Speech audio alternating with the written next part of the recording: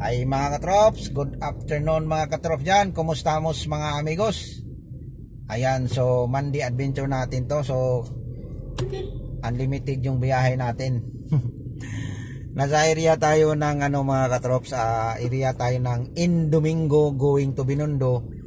Galing tayo ng Podium. Ayan, so yung biyahe natin kaninang umaga,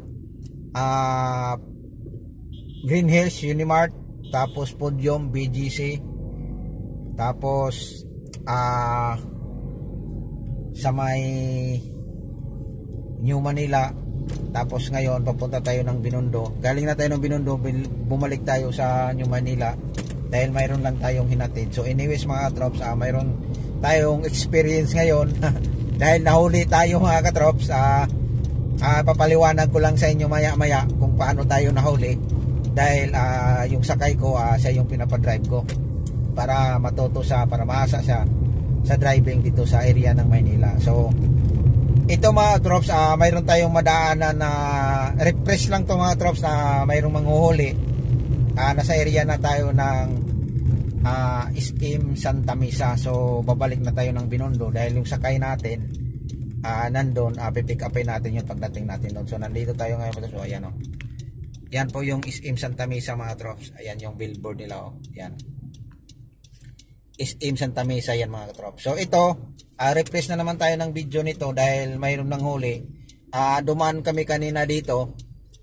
Yung sakay ko, yung nag-drive, pinapadrive ko siya. Nahuli kami kanina. So ayan, so doon kami nahuli sa may Pahardo. Mamaya madaanan natin yon.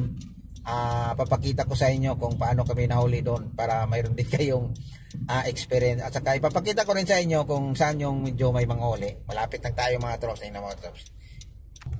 Ayan, so magli-lift tayo dito mga katrops dahil going to Binondo tayo. Mayroon tayong i-share ko na naman, refresh na naman ulit to mga katrops.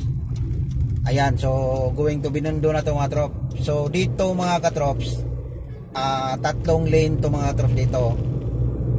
Unahan natin yan mga katrops kasi mabagal. So dito mga katrops, kailangan yung stoplight nito sunod, bimapa. So kailangan dito ka pa, pipisto ka na dito kasi yung pangalawang lane yan mga trops, ayan o, yan malinis yan, walang sasakyan dyan kasi palip side yan mga trops pagdating ng stoplight.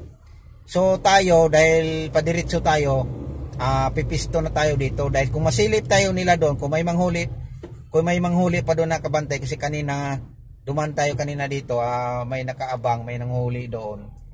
So sigurado uhuliin, kain may nagbantay mga trops oh. Ayan, so papakita ko sa inyo mga trops, bimapa itong mga trops. Ayan mga trops, yung manghuli, kailangan dito kapag dumiritso ka mga katrops. Ayan, yan o, kita nyo yan, yan nakaupo. Ayan, doon. So dalawang linya doon mga trops, kailangan kumaliwa ka doon no sa right na yun na bimapa. Kasi pag dito ka sa mga pangalawang linya, pag dumiretso ka, ayan, huhuliin ka nila doon. So ayan, so advantage yun sa mga hindi pa nakakapanood ng video nito. Sa pag makapanood na yung video nito, ayan, so area yun ng bimapa mga katropa dyan.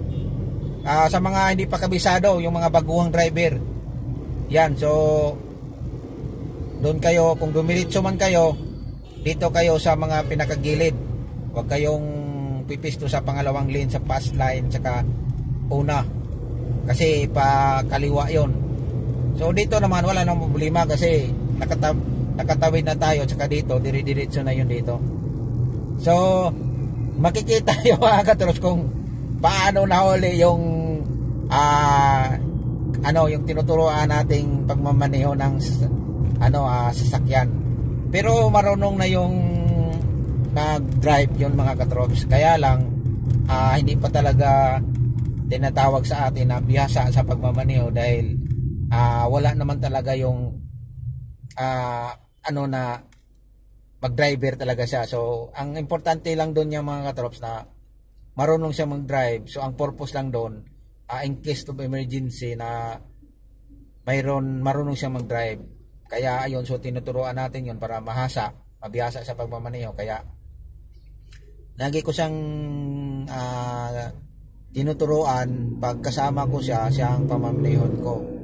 So kanina, nahuli kami kanina, buti na lang nadala ko sa pakiusap yung nanghuli namin, yung nagta-traffic. So papakita ko sa inyo mga trops kung saan kami nahuli, kasi medyo malapit na tayo para makita nyo kung saan kami nahuli.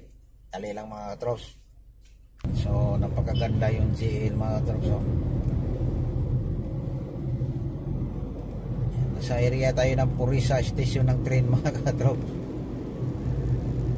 Ay, sana all mayroon tayong GL na Grandia.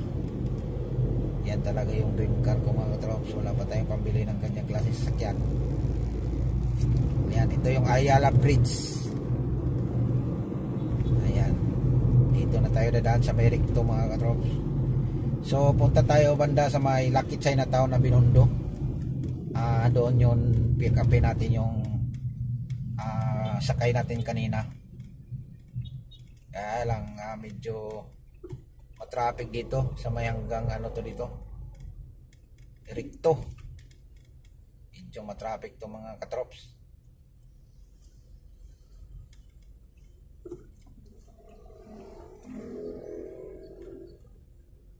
Wala pa ng traffic sa may Lacson, no? Dapat pala nag-Lacson tayo duman.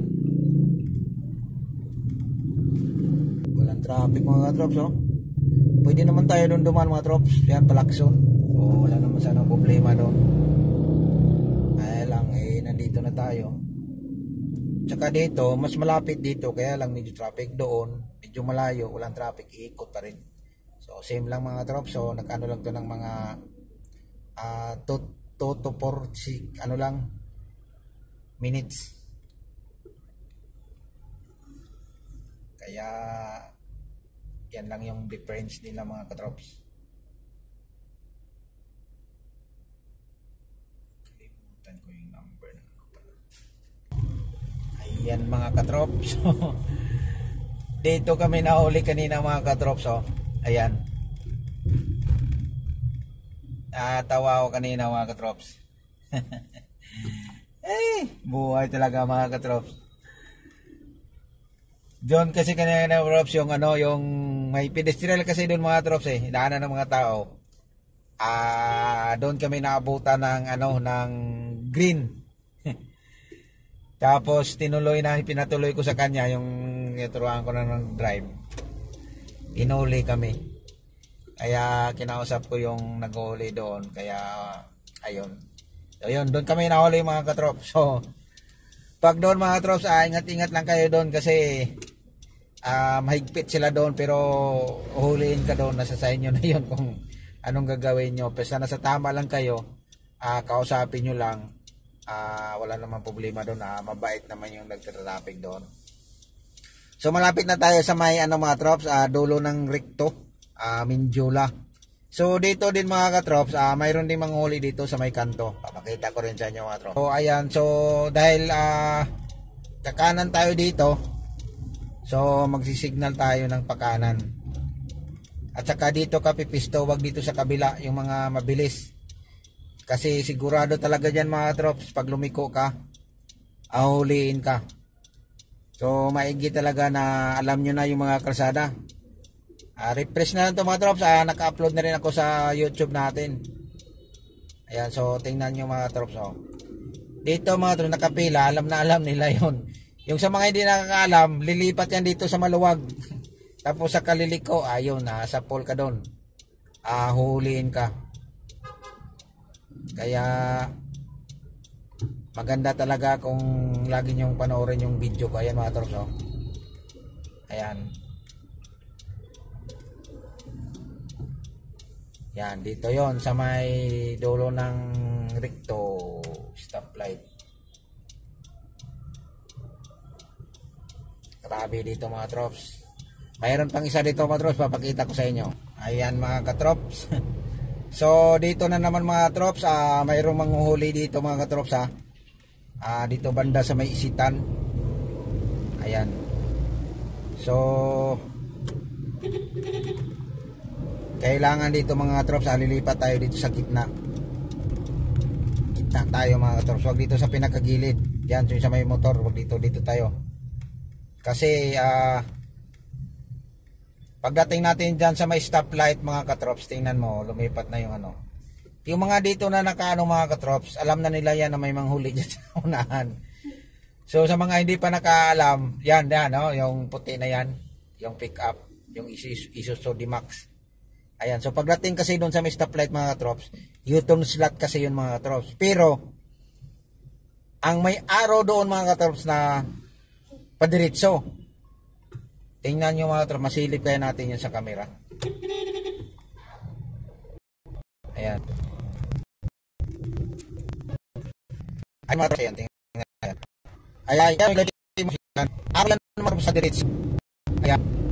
So, pero pag diretso ka na, ayan, may abang nyo. Ayan, pupus ang tawag sa amin mga katrops. Ayan, so, alam yung yan na may isitan. So, malaking tulong yun sa mga driver na hindi pa kabisado. Ayan, so hanggang dito na lang yung video natin. Mayroon pa sa doon sa unahan mga katrops, pero abang-abangan nyo na lang yung next nating video kasi palubat na yung cellphone natin, gagamitin pa natin to. So mag-refresh na naman tayo ulit. So thank you for watching and God bless sa ating lahat mga